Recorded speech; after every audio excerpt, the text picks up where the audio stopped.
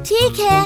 कागज को पलट के इस हिस्से को भी ऊपर मोड़ दो, जैसे इससे पहले किया था। अब कागज उठा के हम उसे नीचे से तह करेंगे। तो पहले ये दोनों कोने पकड़ो और इनको बीच में मिलाओ, ऐसे। अब हम इस कोने को ऊपर से मिला देंगे और फिर इस कोने को भी ऊपर से मिला देंगे। क्या ऐसे? हाँ किन्नू, अब इस नीचे वाले हिस्से को पकड़ के हम ऊपर की तरफ दबा देंगे। ठीक है मम्मा। अब है सबसे मजेदार हिस्सा।